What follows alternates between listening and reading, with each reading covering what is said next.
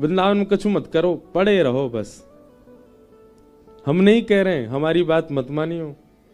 पड़ी रहूं कुंजन के कोने, श्याम राधिका गाऊं, किशोरी तोरे चरणन की रज पाऊं, श्यामा तोरे चरणन की रज पाऊं।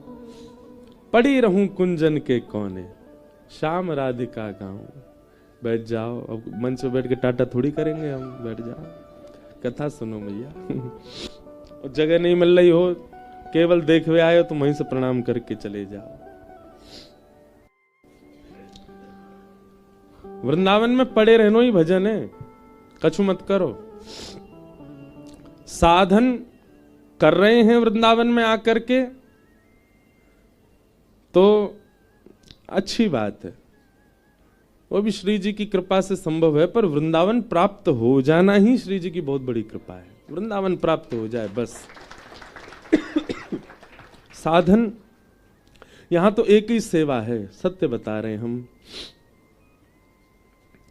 वृंदावन में रसिक जनन की सेवा करो। देखो, जिनको वृंदावन प्राप्त नहीं भयो, वो वृंदावन के ठाकुरन की सेवा करो। श्री राधा रमन जी में बंगला करवाओ, राधा वल्लभ जी में 56 भोग करवाओ, बिहारी जी को कोई मनोरथ करवाओ, दामोदर जी में जाके आरती सेवा करो, कहीं कछु करो, कहीं। जब वृंदावन प्राप्त हो जाए, वृंदावन मिल गया, अब क्या करें? अब रसिक जनन की सेवा, अब ब्रजवासीन की सेवा, अब ब्रज की सेवा। क्योंकि स्वयं ठाकुर जी भी वृंदावन में आके कहा कर रहे हैं, वही कर रहे हैं, ब्रज की सेवा, ब्रजवासीन की सेवा, गौवन की सेवा। हम सबकी सेवा त्याग ठाकुर जी की सेवा में। ठाकुर जी कह रहे हैं, मेरी मत करे, मुंह को घनेरे सेवा करे वारे, तू मेरे ब्रज की सेवा कर, तू या रज की सेवा कर, तू रसिकन की सेवा कर।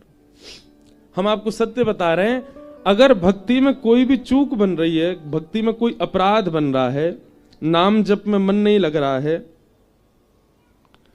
तो इन सब का एक ही उपाय है, इन सब की एक ही औषधि है, रसिक जनन की सेवा, संत जनन की सेवा। वृंदावन में भजवे वारे रहवे वारे। कल मैंने कथा सुनाई ना, सूरदास जी के मन में आ गई कि आप पे कृपा करवानी है, तो श्रीनाथ जी वहां से मिलवे आ गए। आचार्य केवल मन बना लें कि या को ठाकुर जी मिलने चाहिए, ठाकुर जी को मिलना ही पड़ेगा। ब्रजवासी मन बना लें, हे बिहारी जी या तो मिल ले, तो ठाकुर जी को मिलना ही पड़ेगा। बिहारी जी को खूब प्रसन्न कर रखो है, लेकिन ब्रजवासी थे आपने 36 के आंकड़े बना रखे हैं, रसिक जनन की सेवा ना कर रखी, वैष्णव संत जनन से कोई मतलब नहीं, तो बिहारी जी कैसे मिलेंगे? एक कथा सुनाते हैं। एक राजा थे, ध्यान से सुनना। एक राजा थे, उनके बहुत समीप में एक ब्राह्मण रहा करते थे। ब्राह्मणों का इतना सम्मान करते थे, एक आचार्य प्रवर का इतना ज्यादा सम्मान करते थे कि उनको तुरंत अपने बगल में सिंहासन पर बिठाना, वो जैसी आमे उनको माला पहनाना, उनके चरण धोना, उनको दक्षिणा देना, आदि आदि। ये नियम है, ब्राह्मण का करना ही चाहिए सम्मान। लेकिन वे ब्राह्मण देवता क्या सोचने लगे कि राजा मेरा इतना सम्मान करता है, अब ये मेरे वश में है, तो वे राजा के अलावा जो भी सेनापति मंत्री आदि थे उनको कुछ पूछते ही नहीं थे। कभी कभी महल में आते तो मंत्री आदि से प्रणाम करते, महाराज जी प्रणाम, बैठो, तुम्हारी प्रणाम क्या लेनी, हमको तो राजा डायरेक्ट संपर्क है हमारा राजा से। तो मंत्री सेना ये सबके लोग, ये लोग बड़ा बुरा मानने लगे, बोले कि यार ये ब्राह्मण देवता, इनका सीधा संपर्क राजा से हो गया, ये हमको कुछ समझते ही नहीं। सेनापति या द्वारपाल जरा भी चूक कर दें तो महाराज राजा से सीधी शिकायत कर देते थे उनकी, और राजा फिर दंड देता था। बहुत ध्यान से सुनिएगा।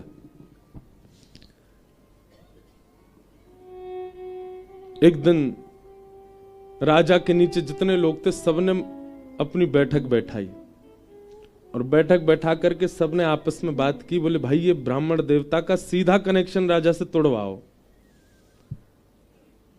बोले वो कैसे होगा? बोले कल इसको घुसने ही नहीं देंगे भीतर। दूसरों ने कहा वो राजा को बता देगा। बोले राजा को तब बता पाएगा जब मिलेगा, हम मिलने ही नहीं देंगे। भाई अकेले राजा से ही इसका प्रेम है, बाकी सबसे तो इसने 36 के आंकड़े बना रखे हैं, तो हम सब मिलने ही नहीं देंगे तो राजा को पता कैसे चलेगी? और दूसरे दिन यही योजना बनी, द्वार पे रोक दिया उनको, मुझे राजा से मिलने दो। बोले नहीं मिल सकते आप। बोले देख लेना तुम सबको सूली पे चढ़वा दूंगा। बोले तुम पे जितनी ताकत हो कर लो, हम तुमको मिलने नहीं देंगे।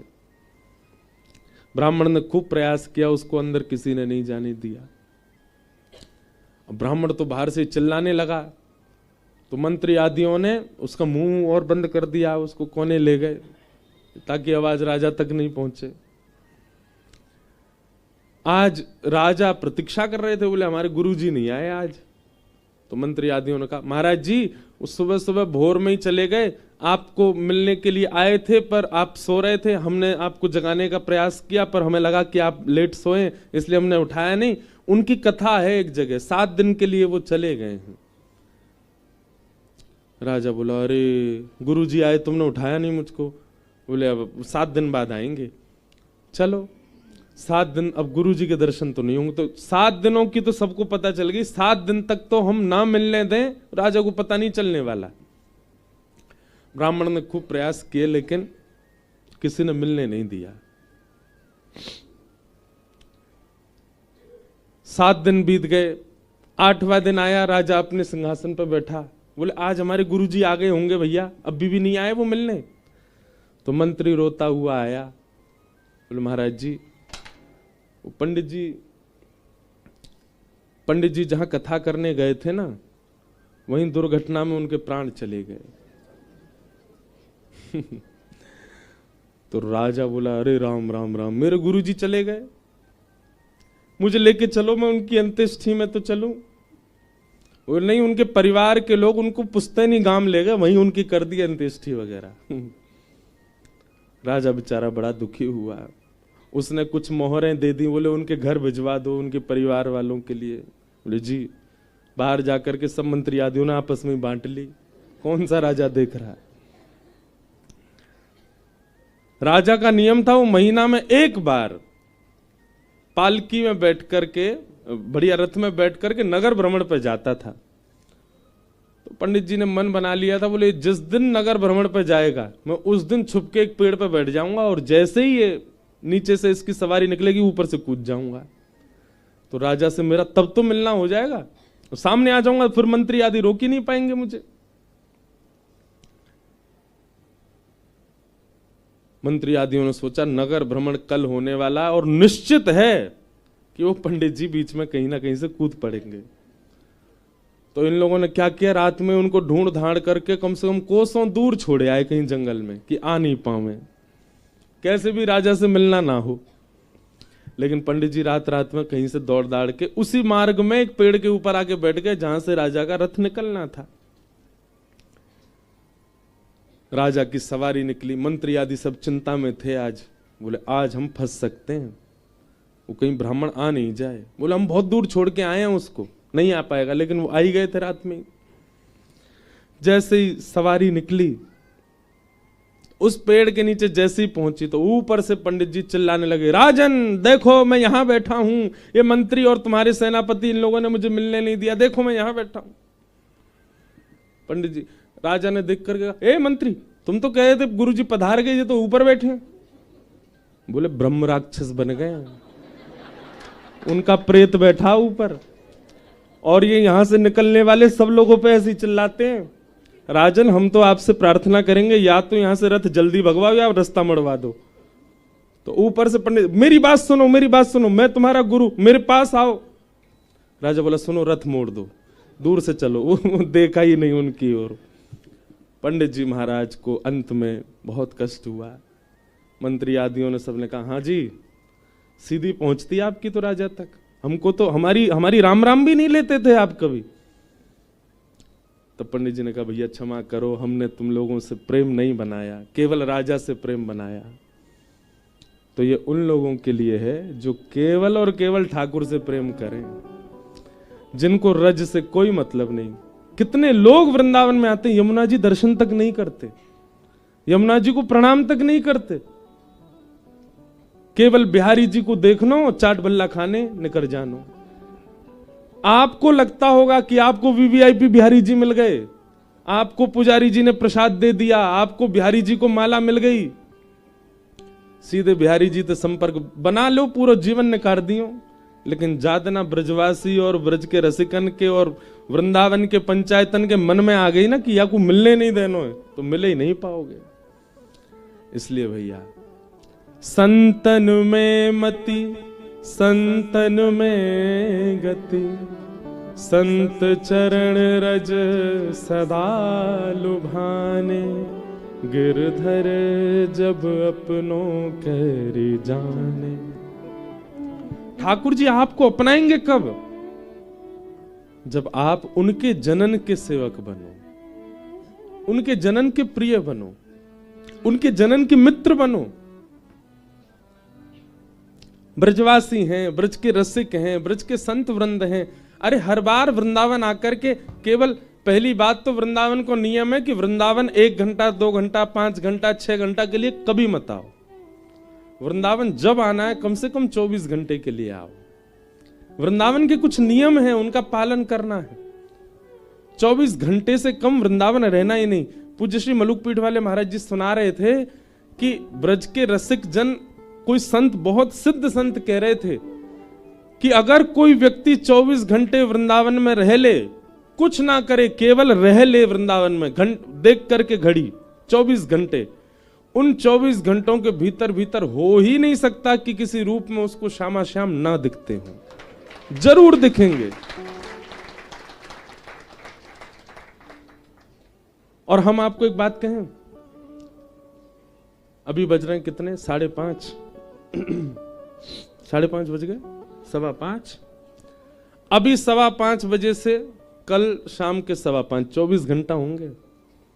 आप अपने गुरु मंत्र, आप अपने नाम सिद्ध, जिसमें भी आपकी निष्ठा है, वो अभी से प्रारंभ कर दो और अपनी दृष्टि इस भांति घुमानी है। अब जो सामने आवे उसको गौर से देखियो। हम एक बहुत बढ़िया एक उपाय बता रहे हैं आपको। जो सामने आवे, चाहे इस परिकर में ही यहां श्रोतागणी क्यों नहीं हो, यहां से निकलने के बाद जब आप जाओ, चाहे भेलपुरी वाले हो, चाहे पानीपुरी वाले हो, रिक्शा वाले हो, टमटम टिर्री वाले हो, जो देखे सबको देखियो। और कल 24 घंटा पूर्ण होने के बाद जब रात्रि में शयन के लिए जाओ तो नेत्र बंद करके ये 24 घंटा में स्मृति घुमाइयो, कौन सा रूप आपके नेत्रन में बार बार आ रहे हो है, समझ जाइयो वही श्याम सुंदर है या वही श्याम सुंदर के कोई अंश हैं।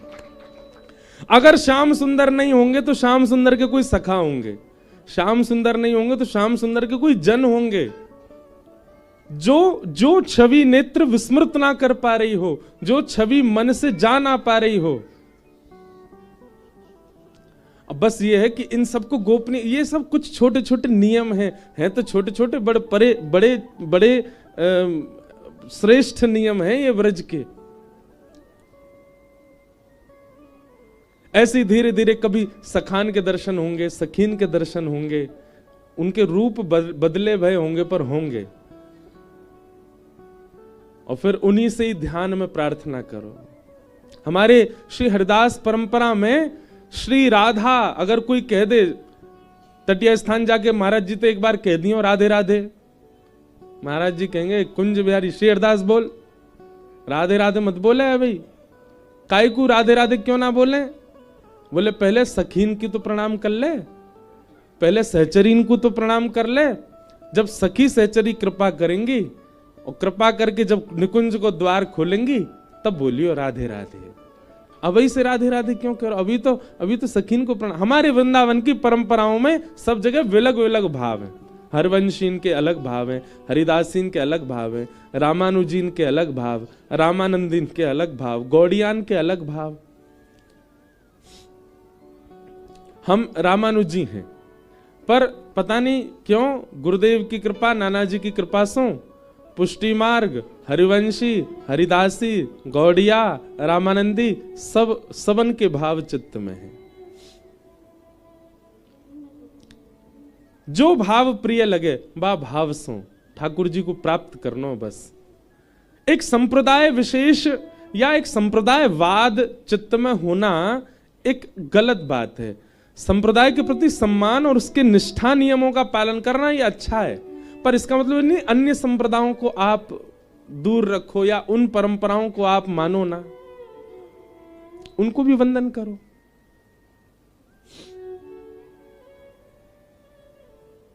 बन के जोगन डोलत ब्रज में पीवत यमुना जल को मेरो मन वृंदावन में अटक्यो, मेरो मन हरि चरणन में अटक्यो। याद में तोरी भई बाबरी सुध लो मोरी कुंज बिहारी। याद में तोरी भई बाबरी सुध लो मोरी कुंज बिहारी। अब आओ मेरे प्राण प्यारे अपनाओ या जन को मेरो मन वृंदावन में अटक्यो, मेरो मन हरि चरणन में अटक्यो। वृंदावन प्राप्त करने के कैसे कैसे भाव संत जन रसिक जनन ने बताए, उनको पालन करो और उन्हीं भावों से इस वृंदावन को सदा के लिए प्राप्त कर लो। अद्भुत है वृंदावन। हम बारंबार प्रणाम करें या भूमि को। हमारे साईं श्री कोकिल साईं जी, एक बड़ी प्रसिद्ध कथा है, मैंने कुछ दिन पहले एक कथा में सुनाई थी नासिक में। नासिक में जब 1 महीने की कथा थी तो वहां हमने एक कथा सुनाई थी, साईं के द्वारा वर्णित की गई। क्योंकि साईं मानसी में जाकर के लीलाओं का दर्शन करते थे। एक लीला साईं ने दर्शन की और वो बड़ी प्रसिद्ध लीला है। उस लीला का हमने नासिक में वाचन किया। तो लीला कैसे है, कईयों ने सुनी होगी कि एक बार साकेत में विराजमान श्री कौशल्या जी के मन में भाव आयो कि मैं गोलोक धाम में श्री यशोदा जी से मिलवे जाऊं। और वही समय श्री यशोदा जी के मन में भाव आयो कि मैं श्री कौशल्या जी से मिलवे साकेत जाऊं। क्योंकि जैसे वृंदावन यहाँ है ना, ऐसे नित्य गोलोक धाम है, ऐसे ही अयोध्या की तरह नित्य साकेत धाम है। वहां नित्य राम कृष्ण लीला रामलीला चलती रहती है। अब हमारे ब्रज के रसिक जन तो कहते हैं कि गोलोक धाम कहीं आकाश में नहीं है। यही वृंदावन को भजते भजते भजते भजते निज वृंदावन में प्रवेश है जाएगा, वही गोलोक धाम है। मतलब हमें ये संसारवाद दिख रहा है, हमें कचौरी दिख रही है, लस्सी दिख रही है, हमें गरी दिख रही है, हमें घूमते फिरते इंसान दिख रहे हैं, ये अभी वृंदावन है। लेकिन यही को भजते भजते भजते भजते एक समय ऐसी स्थिति आएगी कि यही वृंदावन निज वृंदावन में परिवर्तित हो जाएगा। वह निज वृंदावन में प्रकाश लाइट नहीं है, वह निज वृंदावन में आधुनिक कोई वस्तु नहीं है, उस निज वृंदावन में संसार के लोग नहीं है। वह निज वृंदावन में श्री बिहारी जी मूर्तिमंत होके नहीं खड़े, निज वृंदावन में बिहारी जी भी चलते फिरते दिखाई देंगे। निज वृंदावन में श्री राधा रमण जी को दर्शन करवे जाओगे तो आज राधा रमण जी ऐसे खड़े हैं, पर निज वृंदावन में जब राधा रमण जी को दर्शन करोगे तो कहो तो अपने सिंहासन पे और पाम लटका के बैठे होंगे और आपकी जाति पूछेंगे, अरे खारियात आओ, काले क्या आओ मेरे काजे। निज वृंदावन में तो सचल श्री ठाकुर जी के दर्शन है। निज वृंदावन में श्री हरिदास जी महाराज, हितवंश महाप्रभु, रामानुज स्वामी जी महाराज, रामानंदाचार्य जी, भक्तिमती मीराबाई, सूरदास, कुमन, ये सब हैं वहां आज भी। वही निज वृंदावन श्री गोलोक धाम है। तो एक दिन साईं को मानसी में दर्शन हुआ कि कौशल्या मैया के मन में भाव आयो मैं यशोदा जी से मिलवे गोलोक धाम जाऊं, और यशोदा जी के मन में भाव आयो मैं कौशल्या जी से मिलवे साकेत जाऊं। और यहां दोनों ने अपने लाला गोद में उठाए। वहां कौशल्या जी ने श्री राम जी और यशोदा जी ने ठाकुर जी। दोनों जान लगी और बीच रास्ता में ही दोनों उनकी भेंट है गई एक दूसरे से। आहा, जैसे ही दोनों मिली तो अपने लाला तो नीचे छोड़ दिए, एक दूसरे को हृदय से लगाने लगी, आपस में बैठ के वहीं सघन कुंज में बतियान लगी। और यहां दोनों लाला बिल्कुल एक जैसे, एक जैसी पीतांबरी पहनी है, एक जैसी पाग पहनी है, एक जैसा ही श्रृंगार है, एक जैसे नेत्र हैं, एक जैसी नासिका, एक जैसी ओष्ठ, एक जैसी माला। आज ठाकुर जी ने जो माला पहनी वैसी माला राम जी ने भी पहनी है।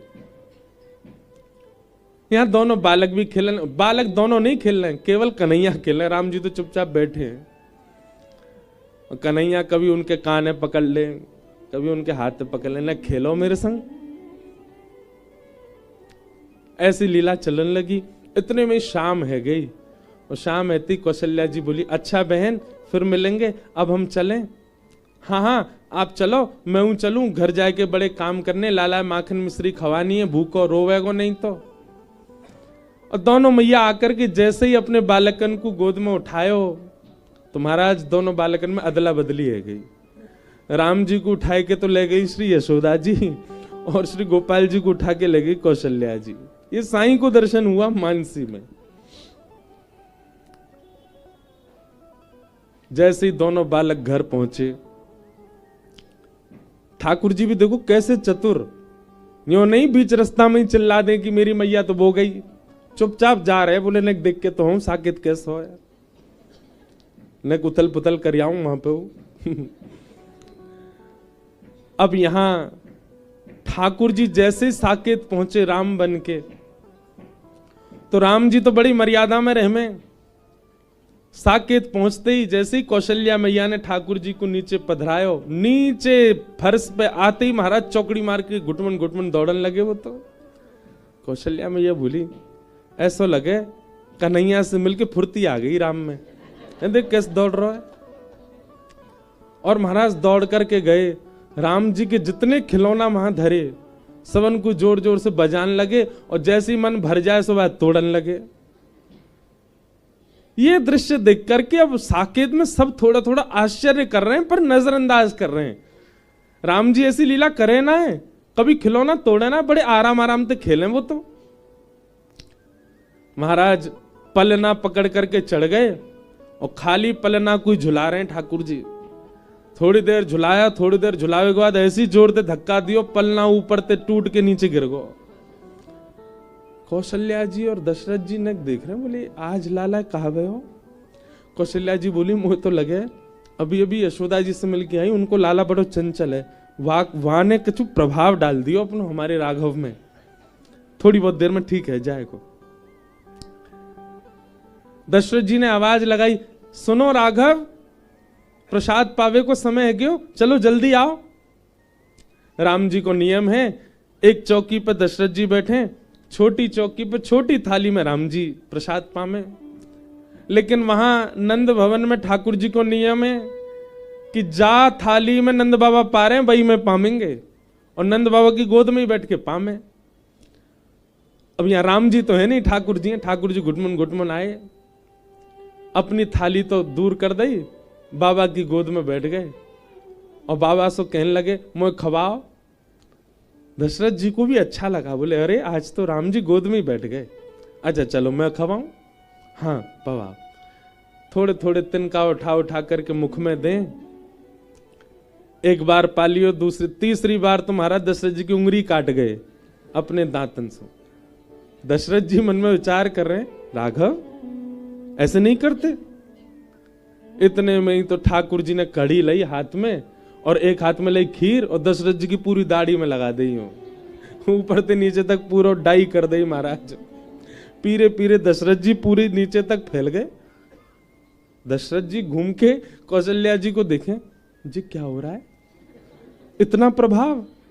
उस बालक का। ठाकुर जी को तो पेट भर गो, तुरंत उतर के भाज गए। राम जी के सखा आए, सब आकर के द्वार पर कह रहे हैं, रघुकुल कमल दिवाकर, कौशल्या नंदन दशरथ नंदन प्रभु श्री राम, खेलवे को समय है गयो जल्दी पधारो। ठाकुर जी बोले, भैया इतनी मर्यादा में कभी मधुमंगल श्रीधामा ना बोले, ये तो बड़े सीधे से बालक हैं। ठाकुर जी निकस के बाहर गए। अब राम जी तो खेल भी ऐसे ही खेले, नेक नेक बॉल खिसकाए दें, इधर उधर गेंद थे, वैसे ही खेल रहे हैं, बड़ी शिष्टाचार मर्यादा में।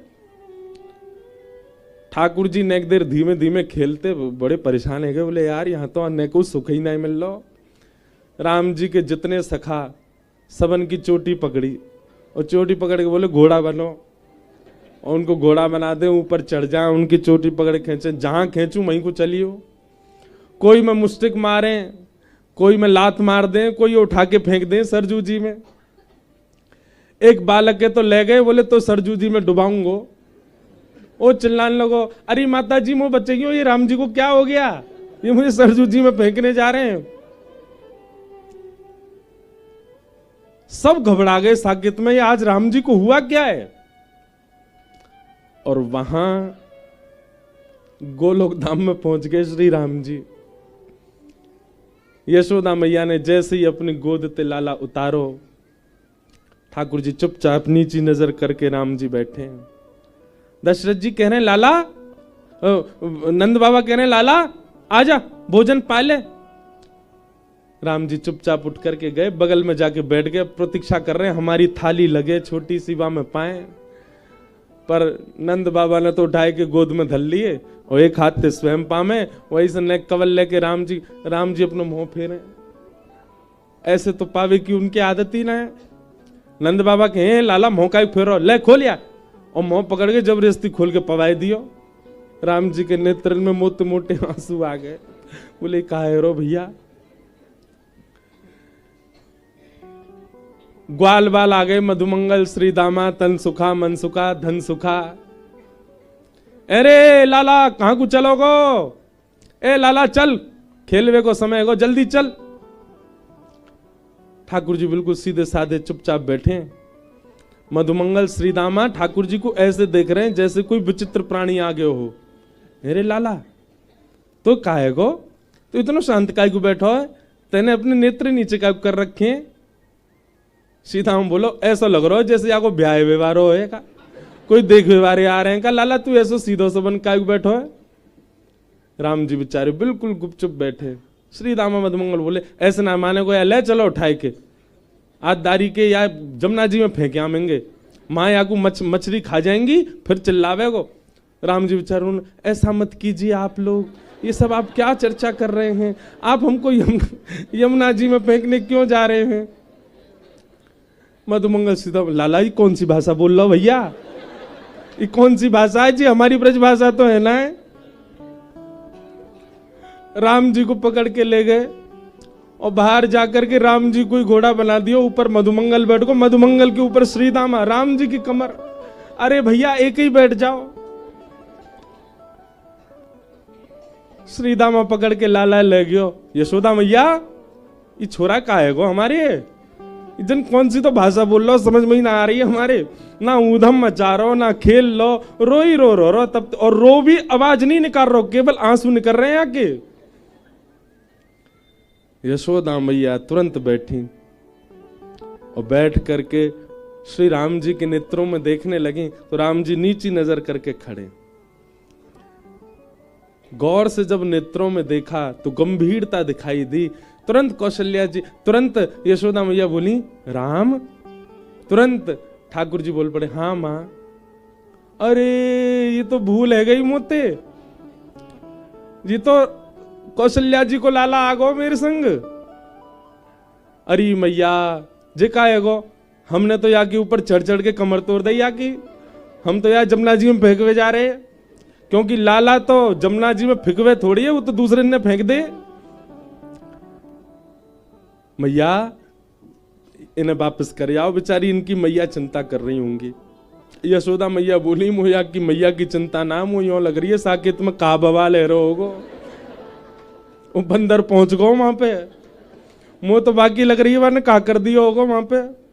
तुरंत राम जी को गोद में उठा करके यशोदा मैया दौड़ी और वहां महाराज कोई के हाथ टूट गए, कोई के पांव में घाव है गए, कोई के बाल खींच लिए नोच लिए, कोई दो सिपाही ऐसे हैं वो खिलावे गए ठाकुर जी को, उनकी बड़ी बड़ी दाढ़ी, दोनों उनकी दाढ़ी में गांठ मार दी और दोनों छूटे ही नहीं पा रहे हैं एक दूसरे से। पूरी साकेत में बवाल है गयो महाराज। कौशल्या मैया ने लाला उठाए, लाला उठा करके दौड़ी, बीच रास्ता में दोनों मिल गई। जैसे ही दोनों मिली यशोदा मैया बोली अरे बहन ये तो कैसो काम भयो आज, दोनों बालक अदला बदली है गई, लो पकड़ो अपने माटी के मत होना, बैठो ही रे कछु करे ही ना है जे तो हम बे ना बोले ना डोले ना चले फिरे कछु ना करे, आंख नीचे करके बैठो ही रे, रोवे भी चुपचाप है, बस आंसू ने निकारे, आवाज ही ना है सुनी पूरे दिन आते या की। कौशल्या मैया बोली तुम भी पकड़ो अपने बंदर है, जे शांत ही ना है बैठे, पूरी साकेत में हल्ला कर आए हो है। ऐसा दृश्य सबरे खिलौना तोड़ दिए राम जी के।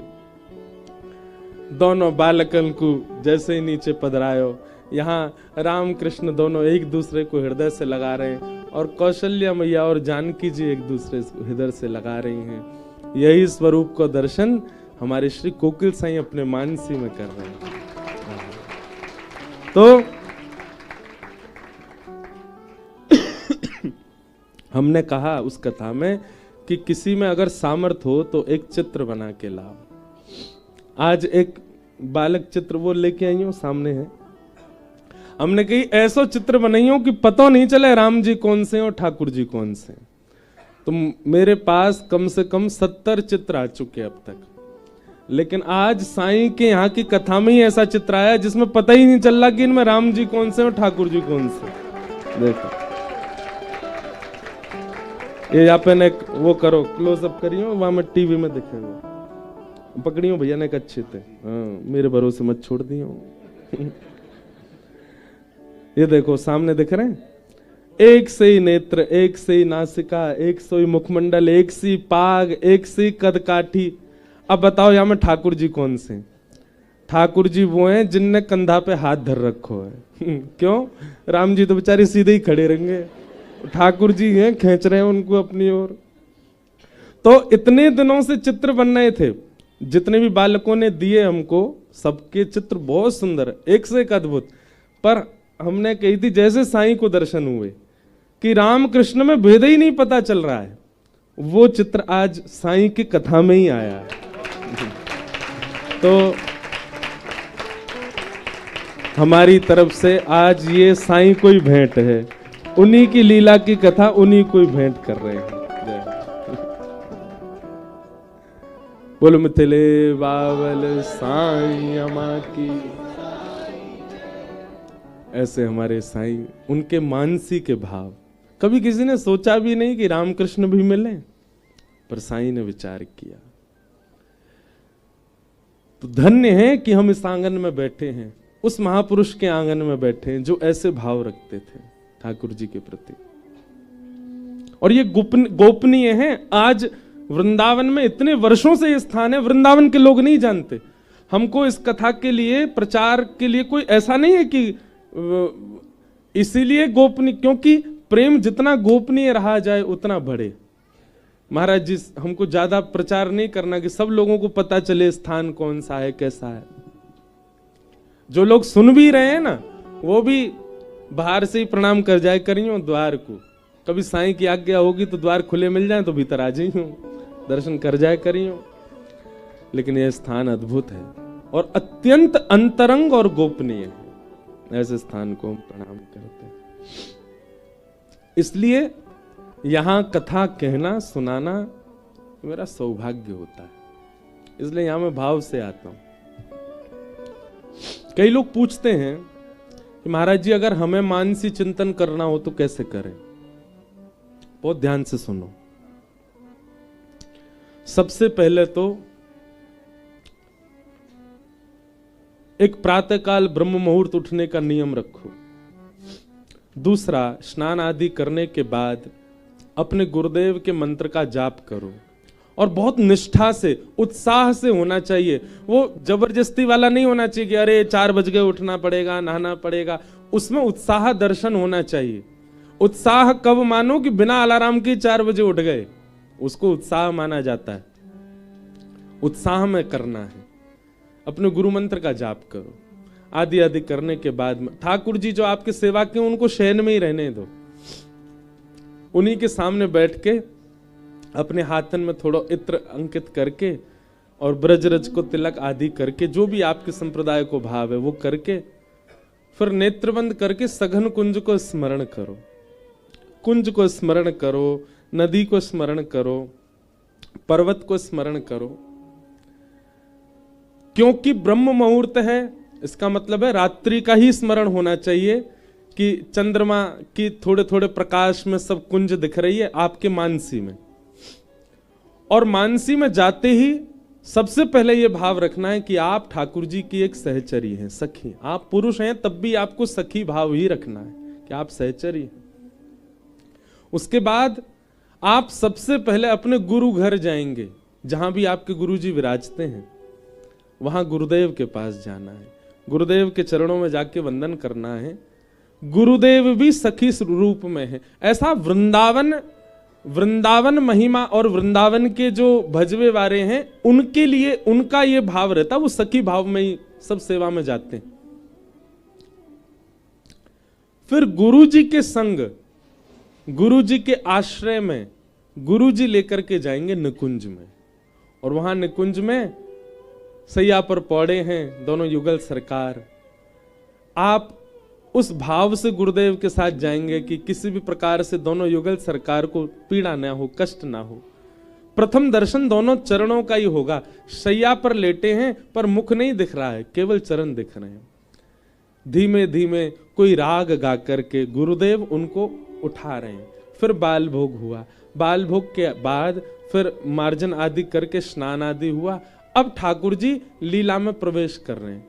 अब बाद में जो मन में भाव आए उस लीला में प्रवेश कर जाएंगे। पर यह इतना सरल नहीं है जितना हम सुना रहे हैं। इसके लिए पहले बहुत लीलाएं श्रवण करनी पड़ेंगी। इसके लिए पहले बहुत भाव में प्रवेश करना पड़ेगा। इसके लिए पहले बहुत रसिक जनों की सेवा और ब्रज रज की उपासना करनी पड़ेगी। ब्रज रज की सेवा से ब्रज रस प्राप्त होता है, बिना रज के रस नहीं मिलेगा। लोग उसको सामान्य मिट्टी मान लेंगे तो कभी रस में प्रवेश नहीं कर पाएंगे। आपका भले ही रामानुजी तिलक है, आप रामानंदी हैं, अपने तिलक में भी थोड़ी रज तो मिलाओ, तिलक करो। रज रज आपके अंग पर होनी चाहिए।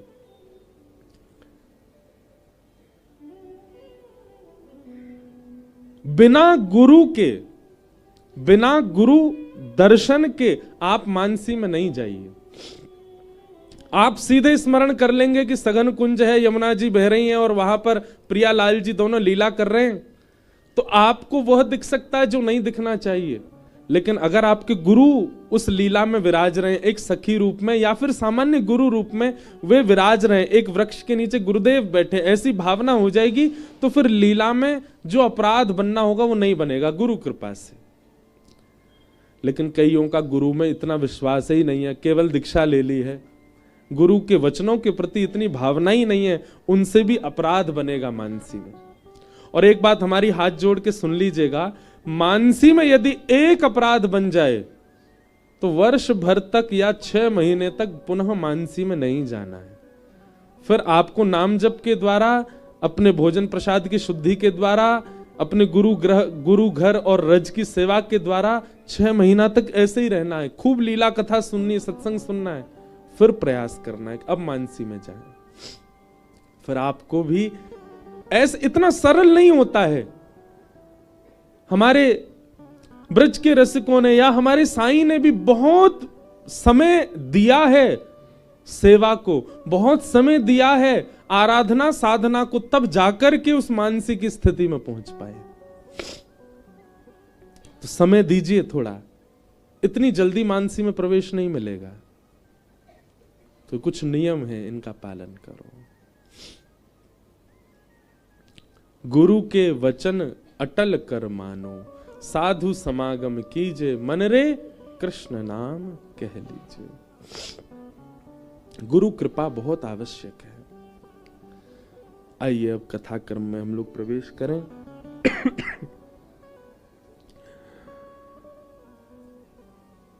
सवै पुंसां परो धर्मो,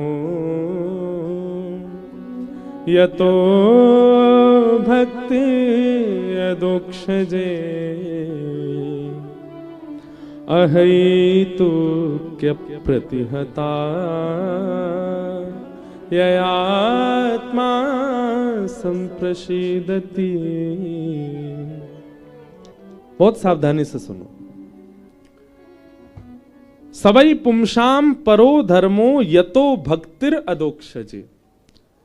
सभी प्राणी का परम धर्म क्या है? धर्म क्या है? पूजा करना। और परम धर्म क्या है? वही पूजा सेवा में परिवर्तित हो जाना। वृंदावन वासी पूजा नहीं करते, वृंदावन के उपासी सेवा करते। पूजा और सेवा में अंतर क्या है? पूजा अपनी मनोकामना के लिए होती है और सेवा ठाकुर की राजी के लिए होती है, ठाकुर की प्रसन्नता के लिए होती है। वृंदावन वासी पूजा नहीं करते, वृंदावन वासी सेवा करते। बिहारी जी की पूजा नहीं होती। लोग कहते हैं हम पूजा करवे जा रहे हैं बिहारी जी, तो सुनने में ही अटपटा सा लगता। बिहारी जी की और पूजा, बिहारी जी की पूजा ना होवे, बिहारी जी की सेवा होवे, राधा रमन जी की सेवा होवे, गिरिराज जी की सेवा होवे, राधा वल्लभ जी की सेवा होवे, पूजा नहीं। कान पकड़ के कहें, पूजा ब्रज से बाहर ही रहती है, यहां तो सेवा रहती है, यहां तो सेवा होती है ठाकुर जी की।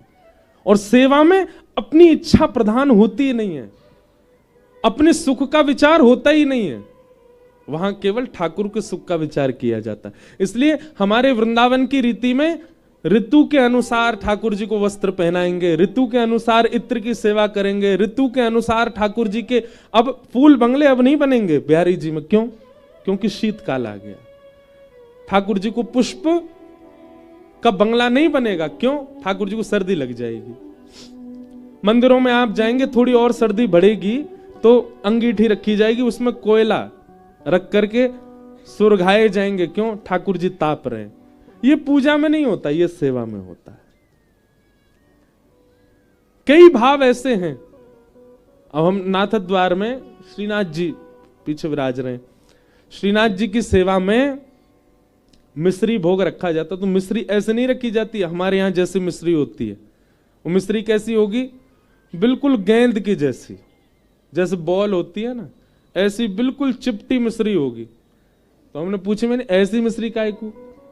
तो कहें, बोले 3.5 बरस के लाला हैं, अब भाई 2 दांत आए, 4-5 आए नहीं है, तो ठाकुर जी को खुजली होती है अपने मसूड़ा में, तो ऐसे मिश्री गेंद की सी उठावे और हम करके अपनी मसूड़ा की खुजली मिटा ले, तो ये हमारी ऐसी मिश्री।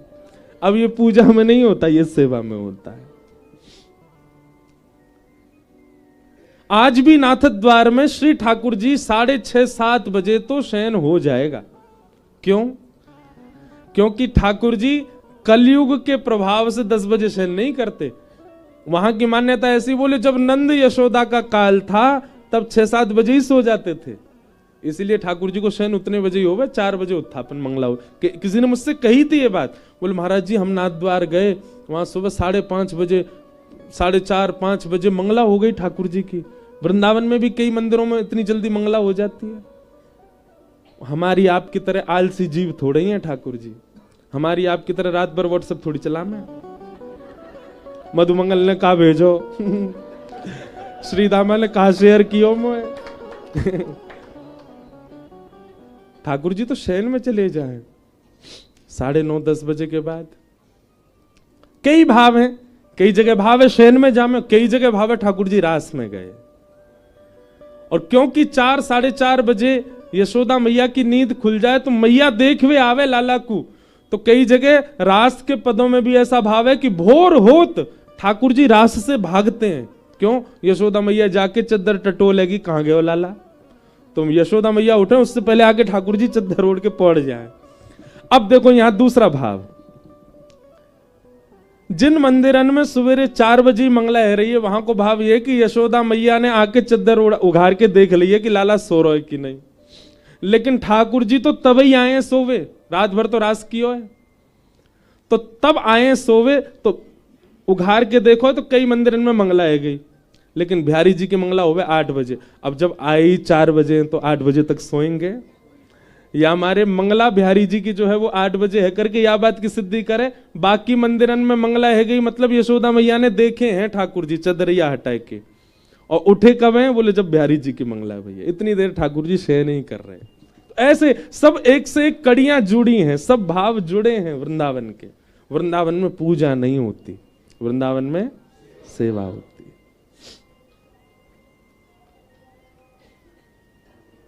तो धर्म क्या है? पूजा करना। और परम धर्म क्या है? सेवा करना।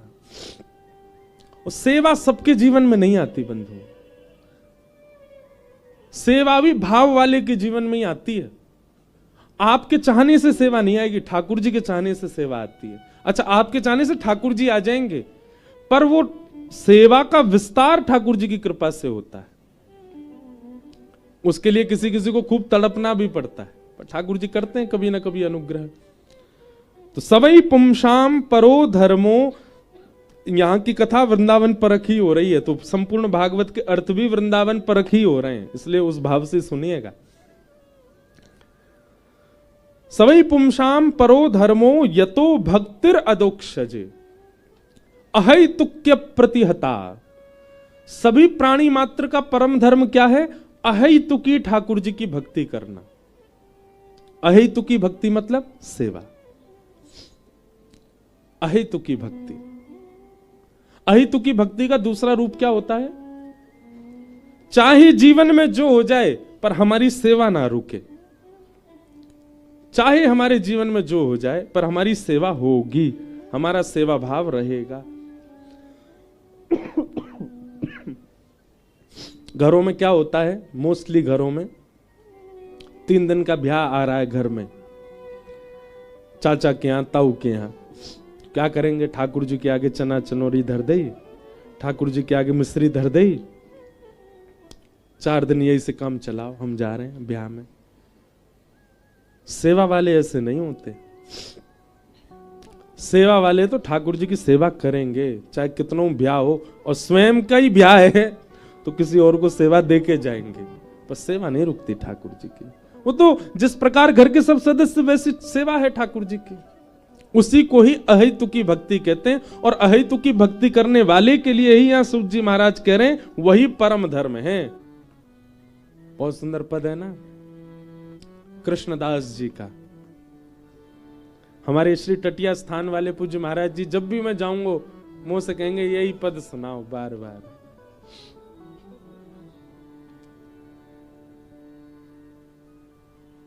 मेरो मन गिरधर छवि पे अटक्यो, मेरो मन गिरधर छवि पे अटक्यो, मेरो मन गिरधर छवि पे अटक्यो, मेरो मन गिरधर छवि पे अटक्यो। विचार करो ठाकुर जी कैसे सुंदर हैं। यहाँ पे बहुत लोग बड़े सुंदर बैठे हैं, हमारे सोनू साईं, छोटू साईं, सब देखो कितने सुंदर हैं। पर संसार की सुंदरता में एक चीज होती है कि एक बार देखने के बाद दृष्टि कहीं और जाएगी। पर ठाकुर जी कैसे सुंदर हैं, एक बार यदि नैनन में बस गए फिर नेत्र और किसी को देख नहीं पाएंगे। ये मैं अपना अनुभव बता रहा हूं। क्यों बार बार कभी कभी नेत्र बंद हो जाते हैं कथा करते करते, वह छवि, वह भाव, वह भीतर घूमता रहता है, वह वही स्मृति में लगता है कि वह इन्हीं को ही निहार हैं बस। ऐसी ठाकुर जी की कांति है। नटवर वपु गिरधर छवि पे अटक्यो, मेरो मन गिरधर छवि पे अटक्यो, ललित त्रिभंगी चाल पे चल के, ललित त्रिभंगी चाल पे चल के। बहुत अच्छे, ऐसे ही गाओ। ललित त्रिभंगी चाल पे चल के, ललित त्रिभंगी चाल पे चल के। जो लोग कथा सुनते रहते होंगे उनको पता होगी मैं इतने भाव गाता नहीं कथा में, एक आध दो भाव ही आते हैं बस। पर यहाँ साईं के आंगन में मैं वश में नहीं हूँ, बार बार भाव प्रकट होते हैं, बार बार मानो पद सामने आके कहते हैं कि हमको भी सेवा में लो, इस आंगन में हमको भी गा दो। इसीलिए बार बार कोई भी लीला होती है तो फिर निकुंज का दर्शन होने लगता है, इसलिए मुझे क्षमा कीजिएगा। कोई अगर ये सोचे कि बार बार पद गा रहे हैं, वैसे कोई सोचेगा नहीं, पर फिर भी कैसे हैं ठाकुर जी? ललित त्रिभंगी चाल पे चल के चुबुक चारु गड़ी ठटक्यो। जैसे बंधुओं, ठाकुर जी कौन है पता है? श्री कृष्णदास जी कह रहे हैं ठाकुर जी हैं चिंबक, और हम सब कौन हैं? चिंबक समझते हैं ना? ठाकुर जी हैं चिंबक और हम सब हैं लोहा। और लोहा जैसे ही जावेगो ना अच्छी क्वालिटी वालो, चिंबक के आगे जाते ही चिपक जाएगा बातें। और जा लोहा में जंग लग रही होगी संसार की, बाकी आगे पीछे कितनी चिंबक घुमाओ वो चिपकेगा ही नहीं। जा लोहा को तत्व अंदर ते भीतर ते आयरनिटी खत्म हो गई होगी जाकी, वो ना चिपकेगा जाके। ललित त्रिभंगी चाल पे चल के चिबुक चारु गड़ी ठटक्यो। ललित त्रिभंगी चाल पे चल के, ललित त्रिभंगी चाल पे चल के चिबुक चारु गड़ी ठटक्यो। चिबुक चारु गड़ी ठटक्यो।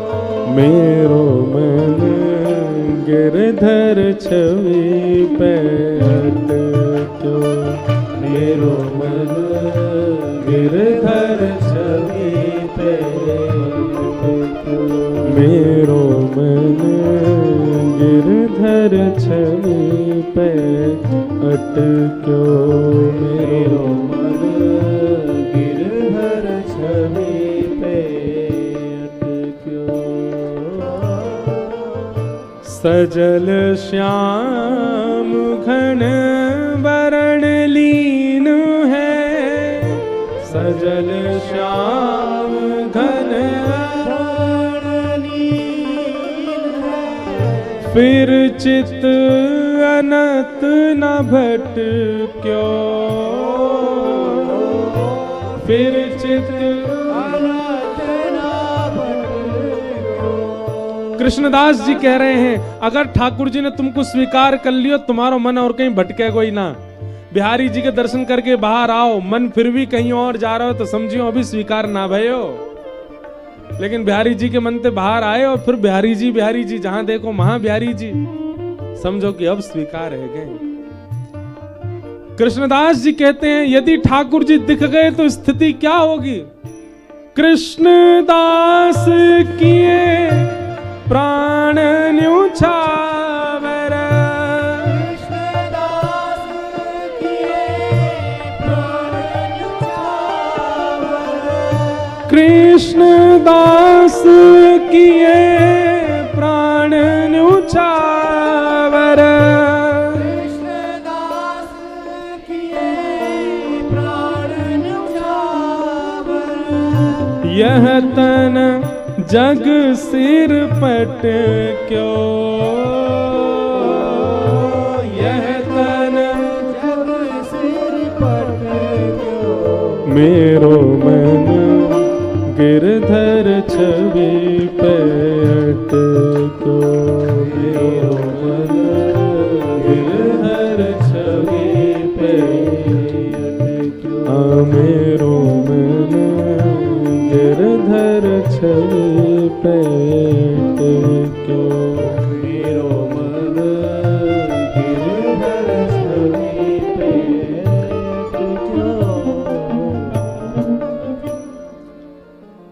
सुखदेव जी महाराज ध्यान में बैठे हैं और तभी वो बालक श्लोक गाते हैं, बरहा पीड़म नटवर वपुः कर्णयोः कर्णकारम विभ्रदवासः कनक कपिसम वैजयंतीम चमालाम रंध्रान वेणु। बस इतना ही कहा। अब तो श्री सुखदेव जी महाराज के चित्त में टेढ़ो सो मुकुट पहन रखो है, सांवरो सो जिनको श्री अंग है, पीतांबरी पहन रखी है, गले में वैजंती माला है, टेढ़े से जो खड़े हैं वेणु बजा रहे हैं, बस इतना ही दर्शन हुआ। सुखदेव जी बोले, ये जहां से भी स्वर आ रहा है आधा ही क्यों आ रहा है, ये इससे आगे क्यों नहीं बोले? वो रंध्रान, क्या रंध्रन कर रहे हैं, क्या बजा रहे हैं? सुखदेव जी महाराज अपने ध्यान से उठे, दौड़ दौड़ करके ढूंढने लगे कहां से आ रहे हैं ये श्लोकों की ध्वनि। तभी देखा सघन वन में कुछ बालक गा रहे हैं। शुकाचार्य जी ने जाके कहा, सुनो, ये तुम आधा क्यों गा रहे हो, पूरा गाओ। बालकों ने पूरा श्लोक गाया। बरहा पीड़म नटवर वपुः कर्णयो कर्णकारम बिभ्रदवासः कनक कपिसम वैजयंतीम चमालाम रंध्रान वेणु अधर सुधया पूरयन गोप वृंदई वृंदारण्यम स्वपद रमणम प्राविशद गीत कीर्ति। शुकाचार्य जी समझ गए, मिल गए, ये तो वही हैं जिनके लिए श्री जी ने कहा था प्रणाम करो। शुकाचार्य जी बोले, इनके बारे में और बताओ मुझे। बालकों ने दूसरा श्लोक सुनाया कि अहो बकीयम स्तन कालकूटम जिघांक्षया पाययदप्य साध्वी लेभे गतिम धातृचिताम ततोन्यम कंबा दयालुम शरणम ब्रजेम। बकासुर की बहन पूतना अपने पयोधर में विष लगा के गई थी इनको मारने, और इन्होंने क्या किया, उसके विष को पान करके, उसके दुग्ध को पान करके उसको वो गति प्रदान कर दी जो मां यशोदा को मिलनी चाहिए थी। अपनी पालन पोषण जन्मदात्री मां को जो गति देनी चाहिए वो विष पिलाने वाली पूतना को इन्होंने दे दी। कितने दयालु, कितने सरल, कितने प्यारे हैं हमारे ठाकुर जी। ऐसे श्री कृष्ण की शरण में हम जा रहे हैं। इनकी शरण छोड़ और मैं किसकी शरण में जाऊं? सुखदेव जी समझ गए, बोले ये अद्भुत हैं, मुझे और इनके बारे में सुनाओ ना। बालक बोले, अब इनके बारे में आपको और सुनना है तो हमारे गुरुदेव के पास चलो। और श्री सुखदेव जी महाराज उन बालकों के साथ लौट करके जब आए, देखा कि गुरु जी कोई और नहीं, वही हैं उनके पिताजी श्री वेदव्यास जी महाराज। चरणों में प्रणाम किया, पिताजी ये बालक जो श्लोक सुना रहे हैं ये कृष्ण कौन है, इनका स्वरूप कैसा है, इनका स्वभाव कैसा, इनका व्यवहार कैसा, उसके बारे में मुझे थोड़ा बताइए। वेदव्यास जी महाराज ने फिर भागवत का अध्ययन श्री सुखदेव जी महाराज को कराया, और उन्हीं श्री सुखदेव जी महाराज ने अब श्री जी के समीप जाके कहें उससे पहले किसी पर टेस्ट करके देख लें जो हमें प्राप्त हुआ है वो उचित है कि नहीं। और तभी उनको एक प्यासा मिला गंगा के तट पर जिसका नाम है परीक्षित, और परीक्षित को बैठा करके श्री शुकाचार्य जी महाराज ने भागवत जी का संपूर्ण ज्ञान प्रदान किया। परीक्षित को 7 दिन में मृत्यु का श्राप लगा था, और 7 दिन कथा श्रवण कराते तक्षक सर्प ने डसा तो, पर श्री परीक्षित जी महाराज के लिए विमान आया और उसमें बैठकर के वे सदगति को प्राप्त हो गए, भगवत धाम को प्राप्त हो गए। तो शुकाचार्य जी को ये मोहर लग गई कि नहीं, जो ये प्राप्त हुआ है ये श्री जी के अनुकूल है। कहते हैं हमने तो रसिक संतों से सुना है कि फिर परीक्षित को कथा सुनाने के पश्चात श्री शुकाचार्य जी कहां विराज रहे हैं, कहां हैं? सबके अपने अपने मत हैं, पर हम एक स्थान पर अभी कथा करके आए कुछ दिन पहले जयपुर में, सरस निकुंज। और वहां सरस निकुंज में जो परंपरा प्रारंभ है वो श्री शुकाचार्य जी की परंपरा है, इसलिए उसको सुख संप्रदाय कहते हैं। और वहां पर श्री शुकाचार्य जी सुख सखी के रूप में हैं श्री जी की सेवा में। तो अब प्रमाण कई मांगे तो फिर कहीं कहीं से मिले, पर यह देखा हुआ एक प्रमाण है कि शुकाचार्य जी वहां सुख सखी के रूप में निज महल की सेवा में है। तो निज महल प्राप्त करने के लिए भागवत जी का आश्रय लिया श्री सुखदेव जी ने। ऐसे श्री सुखदेव जी महाराज को हम प्रणाम करते हैं। बोलो सुखदेव जी महाराज की जय। अब यहां सूत जी ने प्रश्न किया, सौनकादि ऋषियों ने प्रश्न किया कि महाराज जी परीक्षित कौन है, इनके बारे में हमें बताओ। इनको 7 दिन में मरने का श्राप क्यों लगा? हम थोड़ा सा सुन लें कि यदा मृधे कौरव संजयाना वीर स्वथो वीर गतिम गतेषु व्रकोदरा विद्ध गदा विमर्श भ्रगनोरुदंडे धृतराष्ट्र पुत्रे। महाभारत का थोड़ा प्रसंग सुनाया गया। परीक्षित कौन है और इनको 7 दिन में मरने का श्राप क्यों लगा? बहुत ध्यान से सुनो।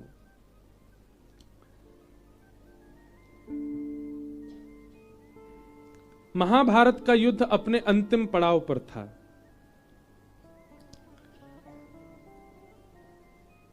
भीम और दुर्योधन के बीच में युद्ध चल रहा था। तभी भीम ने भगवान की आज्ञा मान करके दुर्योधन की जंघा तोड़ दी, क्योंकि दुर्योधन और किसी भी तरीके से मरने वाला नहीं था, उसकी जंघा पे ही मारा जा सकता था। दुर्योधन जब गिर पड़ा तो महाभारत का युद्ध पांडव जीत गए। तब दुर्योधन ने अपना बदला लेने के लिए गुरुपुत्र अश्वत्थामा से कहा कि सोते हुए पांडवों को मार दो, और अश्वत्थामा ने सोते हुए पांडवों को ना मार करके सोते हुए द्रौपदी के 5 पुत्रों को मार दिया। कथा सबको विस्तार से पता है, मैं केवल सूक्ष्म में क्रम पूरा कर रहा हूं। जिसके कारण अर्जुन ने उनको बंदी बनाया और उनको मृत्यु दंड देने का मन बनाया। परंतु जैसे ही अश्वत्थामा को मृत्यु दंड देना था तो द्रौपदी ने कुछ भाव कहे। उवाच चासहन्तस्य बंधनानयनम सती मुच्यतामेष ब्राह्मणो नितराम गुरु। इनको मत मारो। अर्जुन ने पूछा क्यों नहीं मारे? तो द्रौपदी की बातों में यहां 5 चीजें हैं। मैं कहा करता हूं कथा में, किसी भी निर्णय को लेने से पहले इन 5 बातों का विचार किया कीजिए।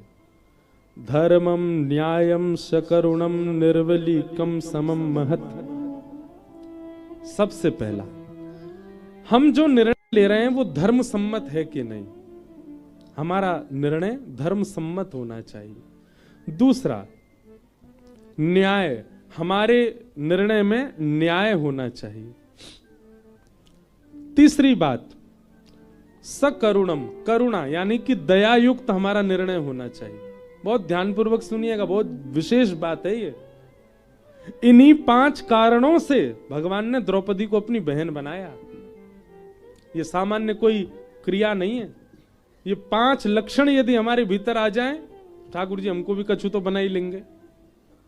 तो सबसे पहला, धर्म, हमारा निर्णय धर्म सम्मत होना चाहिए। दूसरी बात, हमारे निर्णय में न्याय होना चाहिए। हम जो भी निर्णय लें वो एक पक्षीय नहीं होना चाहिए, न्याय युक्त होना चाहिए, दोनों पक्षों को समान। तीसरी बात, सकरुणम यानी कि दया युक्त होना चाहिए। हमारे निर्णय में निर्दयता नहीं दिखनी चाहिए। और चौथी बात, निर्विलीकम यानी कि निष्कपटता, कपट युक्त नहीं होना चाहिए। ओहो, इसने मुझे घी नहीं लगा के दी थी रोटी में, इसके संग तो मैं ऐसा करूंगा, इसने मेरे संग ऐसा किया मैं भी ऐसा करूंगा। तो कहीं इस प्रकार की कपटता ना हो आपके निर्णय में। लोग करते हैं ऐसा, इसने भी मेरे साथ उस समय ऐसा किया था मैं भी करूंगा, टिट फॉर टैट। ये जितने भी अंग्रेजी के मुहावरे हैं ना, ये महाघनघोर संसारी लोगों के लिए लागू होते हैं, ये वैष्णवों के लिए नहीं है। Tit for tat.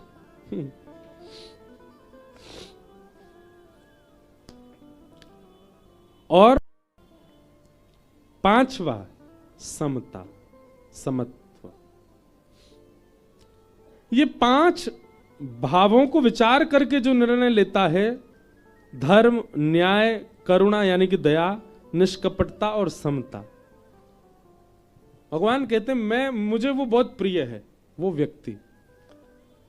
द्रौपदी ने क्या निर्णय लिया, उसके 5 पुत्र मार दिए और 5 पुत्रों का हत्यारा सामने खड़ा है, पर द्रौपदी कह रही है इसको मत मारो। पहली बात, इसको क्यों नहीं मारना, हमारा गुरु पुत्र है और गुरुपुत्र गुरु समान होता है। ये द्रोण पुत्र है, द्रोणाचार्य जी का पुत्र है, हमारे गुरु हैं द्रोण। वे तो मारे गए महाभारत युद्ध में, कम से कम उनके पुत्र को तो क्षमा करो। पहली बात, इसलिए इसको मत मारो क्योंकि ये गुरुपुत्र है। दूसरी बात, इसलिए इसको मत मारो क्योंकि ये ब्राह्मण है, हम क्षत्रिय हैं और ब्राह्मण हमारे गुरु होते हैं। तीसरी बात, इसलिए इसको मत मारो क्यों, क्योंकि अब यहां दया आ गई। द्रौपदी कहती हैं क्योंकि ये अपनी मां का इकलौता पुत्र है, इनकी मां विधवा हो चुकी है पहले ही, और मां के विधवा होने के बाद मां का सर्वस्व उनका पुत्र होता है। तुम पुत्र को भी मार दोगे, सोचो उनकी मां की स्थिति क्या होगी। अरे मेरे 5 पुत्र मर गए पर 5 पति तो जीवित है ना, इनकी मां के बारे में विचार करो। उनके पति भी नहीं है और पुत्र भी नहीं रहेगा तो मां की स्थिति क्या होगी। इसको मत मारो, अपनी मां का सहारा है। और अंतिम बात द्रौपदी कहती हैं, अर्जुन यदि इसको मारने से मेरे 5 पुत्र जीवित हो जाएं तो मारो, पर वो जीवित नहीं होंगे, इसलिए इसको मत मारो। और एक बात और कहती हैं द्रौपदी, क्या, कि पुत्र मृत्यु की पीड़ा मैं जानती हूं, मैं नहीं चाहती कि वो पीड़ा इसकी मां को हो। एक पुत्र के मरने पर जो पीड़ा होती है वो मैं जानती हूं, इसलिए इसको मत मारो। ये भी बंधुओं एक न्याय है, ये भी एक धर्म है। कोई व्यक्ति पहाड़ पर गया घूमने और पहाड़ से घूम करके आया, उसने आपसे पूछा, आपने उससे पूछा, भैया तुम जहां घूमने गए थे ना वहीं हम भी प्लान बना रहे हैं घूमने का, वहां कैसा था सब। अब उस व्यक्ति ने बड़ी दुविधाएं सहन करी, रास्ता बड़ा खराब, कहीं कहीं खाई बड़ी ज्यादा, कहीं कहीं पहाड़ गिर रहे थे, मौसम बड़ा भयानक, सर्दी बहुत ज्यादा, बर्फ पड़ रही थी, कुकड़ गए महाराज रात में, ये सब उसने अनुभव किया। लेकिन वो क्या सोचता है, इसको बता दूंगा तो ये तो व्यवस्था करके जाएगा सारी, मैं सह लिया, ये बिल्कुल बच के आ जाएगा, बहुत बढ़िया है। क्रीम की तरह तो गाड़ी चढ़ के जाती है वहां पे, और गर्म कपड़े तो ले ही मत जाना, गर्मी पड़ती है वहां, दुनिया झूठ बोलती है, वहां कोई बर्फ नहीं पड़ती। उसको बेचारे को गलत सलत बता के भेज दिया, बोले अब आएगा मजा, जैसे मैंने भोगा वैसे ये भी भोगे। ऐसा नहीं। अगर आप किसी राह पर निकले हैं, आपने अपनी लाइफ में कोई सिचुएशन देखी है और उस सिचुएशन में कोई और व्यक्ति फंसने वाला है, तो आपका स्वभाव होना चाहिए कि उसको संकेतित करो, ऐसा ऐसा हो सकता है, सावधान रहना। ये सावधान करना यह भी एक धर्म है। मुझे पता है बालक के मरने पर ऐसा लगता है मानो 1000 बिच्छू एक साथ डस रहे हों, मां को इतनी पीड़ा होती है अर्जुन। मैं वो पीड़ा किसी और मां को नहीं देखना चाहती, इसलिए इसको मत मारो। जब द्रौपदी की बात में धर्म, न्याय, करुणा, निष्कपटता, समता, सबका दर्शन हुआ, इन सब बात सुनकर के बाकी सब लोगों ने तो सराहना की द्रौपदी की, पर दूर खंबे से सिर लगा करके खड़े श्री द्वारिकाधीश रो गए।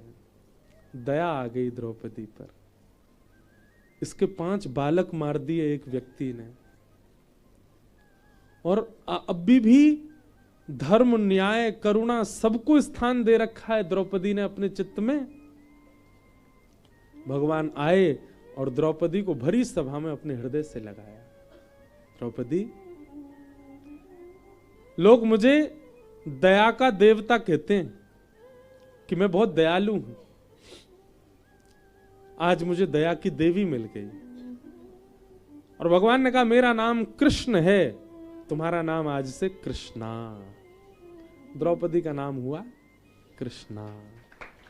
निरीक्ष कृष्णापकृतम गुरु सुतम। यहां पर श्री वेदव्यास जी महाराज ने द्रौपदी नहीं कहा है, फिर नाम ही उसका कृष्णा ही रख दिया। निरीक्ष कृष्णापकृतम गुरु सुतम। वाम स्वभावा कृपया न नाम च। ठाकुर जी के अधिकारी बनना है ना, तो रूप और बाहर का कितना सुंदर बने नहीं, हृदय शुद्ध हो। द्रौपदी को भगवान ने अपनी बहन बनाया। अश्वत्थामा को आधी दाढ़ी मूंछ मूड़ करके उसका अपमान करके उसको मुक्त कर दिया। और लेकिन अश्वत्थामा अभी भी बदला लेना चाहता था, उसको अभी भी सहन नहीं था। लातों के भूत बातों से नहीं मानते ना। अश्वत्थामा को छोड़ दिया, मारा नहीं, केवल दाढ़ी मूंछ मूड़ दी। उससे उसको लगा इन्होंने मेरा अपमान किया, इन पांडवों के साथ और बुरा करना चाहिए मुझे। और उसने क्या किया, बोले 5 बालक तो मार दिए द्रौपदी के मैंने, परंतु अभी भी अभिमन्यु की पत्नी उत्तरा वो गर्भवती है, उसके गर्भ का बालक भी अगर मर जाए ना, तो इन पांडवों के यहां कोई पानी देने वाला भी नहीं बचेगा, तर्पण करने वाला भी नहीं बचेगा। और अश्वत्थामा ने सगर्भा गर्भवती उत्तरा के बालक को मारने के लिए उसी समय ब्रह्मास्त्र छोड़ दिया उत्तरा के ऊपर। भगवान द्वारिका जा रहे थे, तभी उत्तरा ने देखा कि ब्रह्मास्त्र आ रहा है, भुजा उठा करके दौड़ी ठाकुर जी की ओर। पाहि पाहि महायोगिन देव देव जगतपते, नान्यम तद्भयम पश्ये यत्र मृत्यु परस्पर। उत्तरा दौड़ी, भगवान से जाके कहने लगी, हे जगतपते, हे जगन्नाथ, मेरी रक्षा करो। पाहि पाहि। उत्तरा के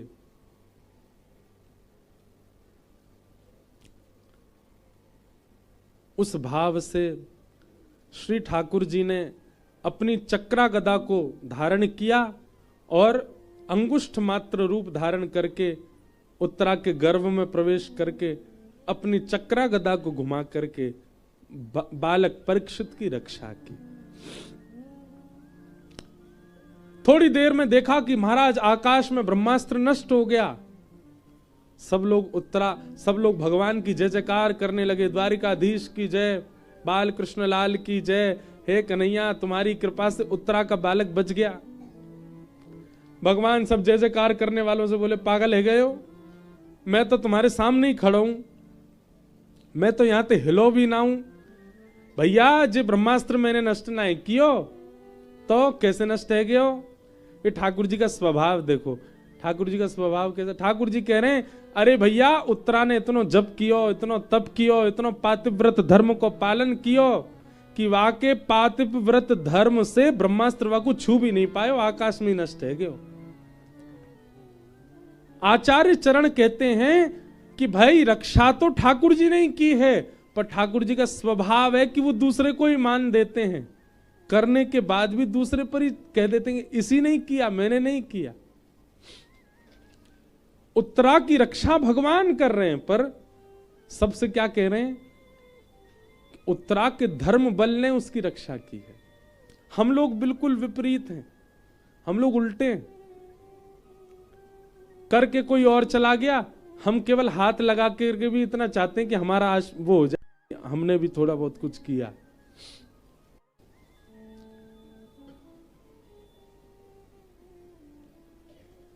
कोई भी दान पुण्य का काम करे, कोई भी कर रहा हो, कई लोग उसके संग जबरदस्ती इसलिए लग जाते हैं कि नहीं क्यों आ जाए कि हमने हाथ लगाए। हम लोगों का स्वभाव है कि करे कोई और नाम हो हमारा, पर ठाकुर जी का स्वरूप क्या है, करते हैं स्वयं पर नाम होता है उसका जो कर रहा है। ठाकुर जी सबसे कहने लगे, अरे उत्तरा की जय जयकार करो, वाक्य धर्म बल ने रक्षा करी, मैंने कोई रक्षा नहीं करी। ऐसी ठाकुर जी ने ब्रज में किया, कछु माखन को बल बढ़ो, कछु गोपन करी सहाय, श्री राधे जू की कृपा सो मैंने गिरिवर लियो उठाए। अरे भैया ब्रजवासियों, जे सब तो तुम सब लोगन की सहायता थी मैंने गिरिराज जी उठाए। पहले तो ठाकुर जी कह रहे मैं जय जय हूं, और लेकिन जब ब्रजवासी नहीं माने, लाला हम तो जय जय ना मान सके, तू जो कहेगो सब मान लेंगे। ठाकुर जी बोले अरे भैया सांची पूछो तो आप सब ने मेरी इतनी सहायता करी, आप सबकी सहायता से मैंने गिरिराज जी उठाए। ब्रजवासी बोले हमने क्या सहायता करी लाला? अरे तुम सबरे टकटकी लगाए के मोह देख रहे, तो तुम सबन की शक्ति मोह में आ गई, मैंने गिरिराज जी उठा लिए। लाखों ब्रजवासीन की शक्ति एक बालक में आ गई, तो बताओ लाख लोग पकड़ के उठाएंगे तो गिरिराज जी उठ नहीं जाएंगे? तुम सब लाखों की शक्ति मुंह में आई, मैंने उठा लिए। और ब्रजवासी मान भी गए, हम बे तभी तो हमें कमजोरी आ रही है, तभी हम लोगों ने लग रहा है कि भीतर इतनी कमजोरी क्यों लग रही है। लाला तेने माखन खूब चुरायो, आजकल शक्ति चुराने लगो, ज्यो ज्यो बड़ो है तो जा रहा हो, चोरी बदलती जा रही लाला की। ठाकुर जी का स्वभाव है। कैसा स्वभाव है? करते खुद हैं, पर श्रेय किसको देते हैं? अपने भक्तों को, अपने प्रेमियों को, अपने प्रियजनों को। एक बात याद कहीं लिख लियो, ठाकुर जी को हैनो चाहो तो श्रेय मत लो। जिस दिन आपने श्रेय लेना बंद कर दिया ना, वह दिन ठाकुर जी के नेक समीप आ जाओगे आप, क्योंकि ठाकुर जी को स्वभाव है, वो श्रेय नहीं लेते। ऐसे श्री ठाकुर जी ने गर्भ के बालक की रक्षा की। कुंती ने स्तुति गाई, भीष्म पितामह ने स्तुति गाई। कुछ समय बाद भगवान द्वारिका चले गए और उस बालक ने जन्म लिया, उसी का नाम हुआ परीक्षित। बोलो परीक्षित जी महाराज की। भगवान के स्वधाम गमन की बात सुनकर के पांडवों ने स्वर्गारोहण प्रस्थान किया, परीक्षित को राज्य गद्दी पर बिठा दिया। बड़े होकर के परीक्षित जी से एक अपराध हुआ, जिस अपराध के कारण उनको 7 दिन में मरने का श्राप लगा। इस प्रकार का क्रम